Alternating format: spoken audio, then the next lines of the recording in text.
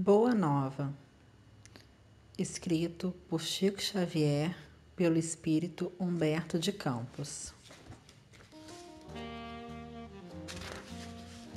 Na escola do Evangelho, oferecendo este esforço modesto ao leitor amigo, julgo prudente endereçar-lhe uma explicação quanto à gênese destas páginas.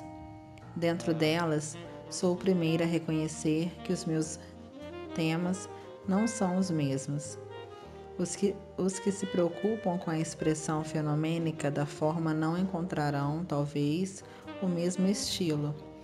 Em período algum, faço referências de sabor mitológico, e naqueles velhos amigos que, como eu próprio aí no mundo, não conseguem atinar com as realidades da sobrevivência. Surpreendo por antecipação as considerações mais estranhas. Alguns perguntarão com certeza se fui promovido a ministro evangélico. Semelhante admiração pode ser natural, mas não será muito justa. O gosto literário sempre refletiu as condições da vida do espírito. Não precisamos muitos exemplos para justificar o acerto. Minha própria atividade literária na Terra divide-se em duas fases essencialmente distintas. As páginas do Conselheiro 20 são muito diversas das em que vazei as emoções novas que a dor, como a lâmpada maravilhosa, me fazia descobrir no país da minha alma. Meu problema atual não é o de escrever para agradar, mas o de escrever com proveito. Sei quão singelo é o esforço presente, entretanto, desejo que ele reflita o meu testemunho de admiração por todos os que trabalham pelo Evangelho no Brasil. Nas esferas mais próximas da Terra, os nossos labores por aperfeiçoar sentimentos, a exemplo do Cristo, são também minuciosos e intensos. Escolas numerosas se multiplicam para os espíritos desencarnados. E eu, que sou agora um discípulo humilde desses educandários de Jesus, reconheci que os planos espirituais têm também o seu folclore. Os feitos heróicos e abençoados, muitas vezes anônimos no mundo, praticados por seres desconhecidos, encerram aqui profundas lições, em que encontramos forças novas. Todas as expressões evangélicas têm entre nós a sua história viva. Nenhuma delas é símbolo superficial. Inumeráveis observações sobre o Mestre e seus continuadores palpitam nos corações estudiosos e sinceros. Dos milhares de episódios desse folclore do céu, consegui reunir 30 e trazer ao conhecimento do amigo generoso que me concede a sua atenção. Concordo em que é pouco, mas isso deve valer como tentativa útil, pois estou certo de que não me faltou auxílio indispensável. Hoje não mais cogito de crer, porque sei, e aquele mestre de Nazaré polariza igualmente as minhas esperanças. Lembro-me de que um dia, palestrando com alguns amigos protestantes, notei que classificavam a Jesus como rocha dos séculos.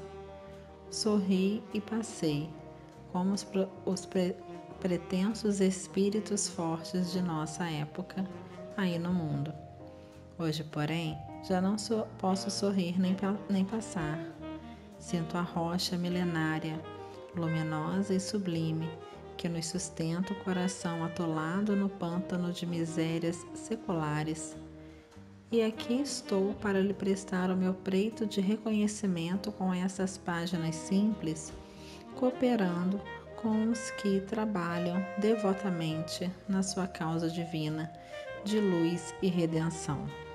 Jesus vê que no vaso imundo de meu espírito penetrou uma gota de seu amor desvelado e compassivo. O homem perverso que chegava na terra encontrou o raio de luz destinado à purificação de seu santuário. Ele ampara os meus pensamentos com a sua bondade sem limites. A ganga terrena ainda abafa em meu coração o ouro que me deu da sua misericórdia. Mas, como Bartolomeu, já possuo bom ânimo para enfrentar os inimigos de minha paz, que se abrigam em mim mesmo. Tenho a alegria do Evangelho, porque reconheço que o seu amor não me desampara. Confiado nessa proteção amiga e generosa, meu espírito trabalha e descansa. Agora, para consolidar a estranheza dos que me leem, com sabor de crítica, tão ao gosto do nosso tempo, justificando a substância real das narrativas deste livro, citarei o apóstolo Marcos quando diz: "E sem parábola nunca lhes falava, porém, tudo declarava em particular aos seus discípulos." E o apóstolo João, quando afirma: "Há, porém, ainda muitas outras coisas que Jesus fez e que, se cada uma de per si fosse escrita, cuido que nem ainda o mundo todo poderia conter os livros que se escrevessem."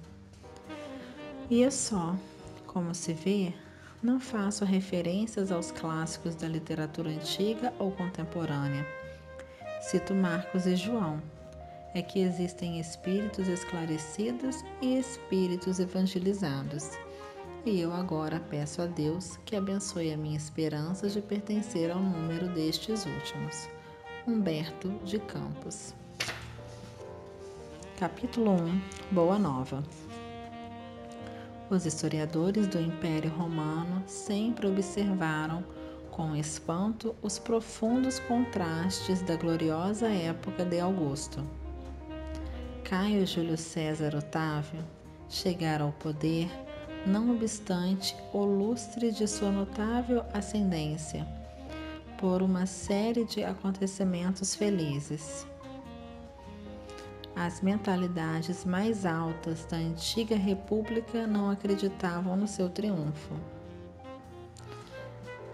Caio Júlio César foi um imperador romano, chamado primeiramente como Otávio, depois Otaviano, herdeiro de Júlio César.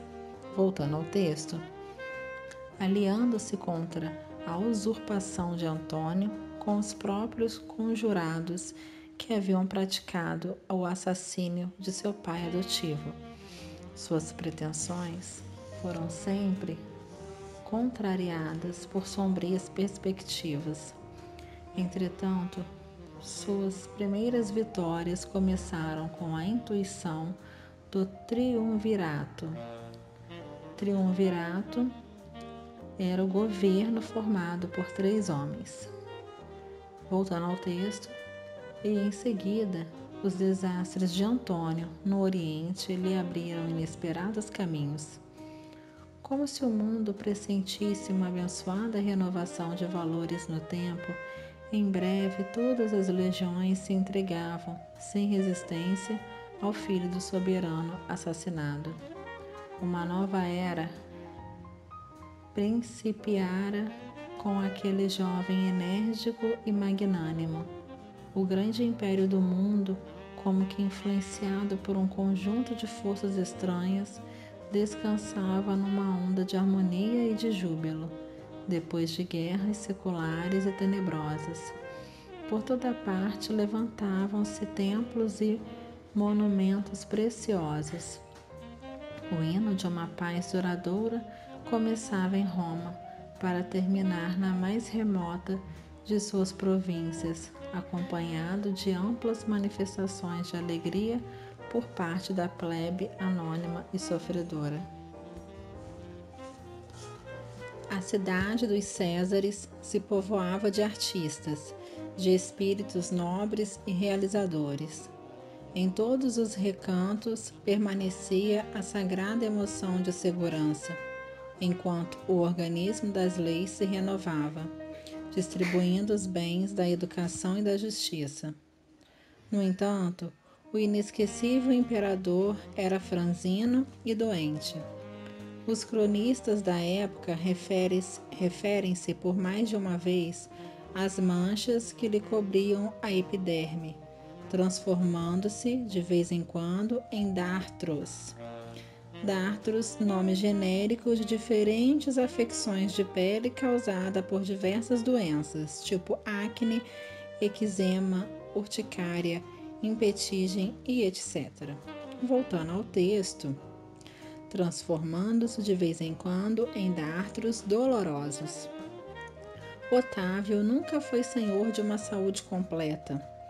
Suas pernas viviam sempre enroladas em faixas e sua caixa torácica convenientemente resguardada contra os golpes de ar que lhe motivavam incessantes resfriados. Com frequência, queixava-se de enxaquecas, que se fazia seguir de singulares abatimentos.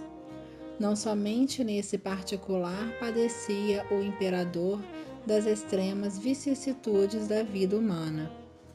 Ele, que era o regenerador dos costumes, o restaurador das tradições mais puras da família, o maior reorganizador do império, foi obrigado a humilhar os seus mais fundos e delicados sentimentos de pai e de soberano, lavrando um decreto de banimento de sua única filha, exilando-a na ilha de Pandatária, por efeito da sua vida de condenáveis escândalos na corte, sendo compelido mais tarde a tomar as mesmas providências em relação à sua neta.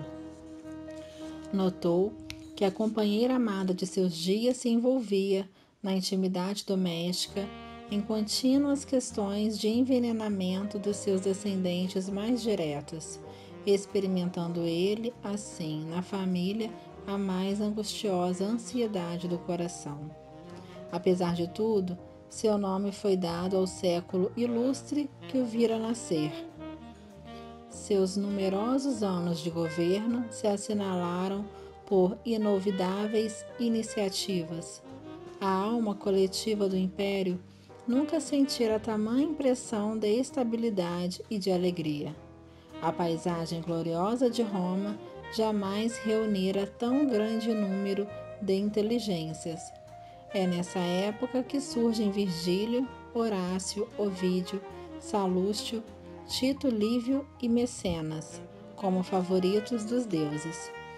Em todos os lugares lavravam-se mármores soberbos, esplendiam jardins suntuosos, erigiam-se palácios e santuários, protegia-se a inteligência, criavam-se leis de harmonia e de justiça, num oceano de paz inigualável. Os carros de triunfo esqueciam, por algum tempo, as palmas de sangue e o sorriso da deusa Vitória não mais se abria para os movimentos de destruição e morticínio. O próprio imperador, muitas vezes, presidindo as grandes festas populares, com o coração tomado de angústia pelos desabores de sua vida íntima, se surpreendeu testemunhando o júbilo e a tranquilidade geral do seu povo.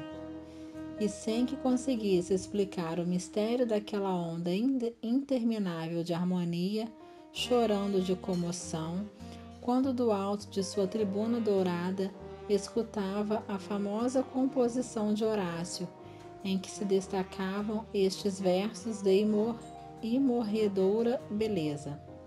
Ó sol fecundo, que com teu carro brilhante abres e fechas o dia, que surge sempre novo e sempre igual, que nunca possas ver algo maior do que Roma. É que os historiadores ainda não perceberam, na chamada época de Augusto, o século do Evangelho ou da Boa Nova. Esqueceram-se de que o nobre Otávio era também homem e não conseguiram saber que no seu reinado a esfera do Cristo se aproximava da terra. numa vibração profunda de amor e de beleza. Acercavam-se de Roma e do mundo não mais espíritos belicosos, como Alexandre ou Aníbal, porém outros que se vestiriam dos andrajos dos pescadores, para servirem de base indestrutível aos eternos ensinos do Cordeiro. Imergiam nos fluidos do planeta, os preparariam à vinda do Senhor, e os que se transformariam em seguidores humildes e imortais dos seus passos divinos. É por essa razão que o ascendente místico da era de Augusto se traduzia na paz e no júbilo do povo, que instintivamente se sentia no limiar de uma transformação celestial. Ia chegar à terra o sublime emissário, sua lição de verdade e de luz ia espalhar-se pelo mundo inteiro, como chuva de bênçãos magníficas e confortadoras. A humanidade vivia então o século da Boa Nova. Era a festa do noivado, a que Jesus se referiu no seu ensinamento imorredouro. Depois dessa festa dos corações, qual roteiro indelével para a concórdia dos homens, ficaria o Evangelho como o livro mais vivaz e mais formoso do mundo, constituindo a mensagem permanente do céu, entre as criaturas em trânsito pela terra, o mapa das abençoadas altitudes espirituais, o guia do caminho, o manual do amor, da coragem e da perene alegria. E para que essas características se conservassem entre os homens, como a expressão de sua sábia vontade, Jesus recomendou aos seus apóstolos que iniciassem o seu glorioso testamento com os hinos e os perfumes da natureza, sob a claridade maravilhosa de uma estrela a guiar reis e pastores à manjedoura rústica, onde se entoavam as primeiras notas de seu cântico de amor, e o terminassem com uma luminosa visão da humanidade futura, na posse das bênçãos de redenção. É por esse motivo que o Evangelho de Jesus, sendo o livro do amor e da alegria, começa com a descrição da gloriosa noite de Natal e termina com a profunda visão da Jerusalém libertada.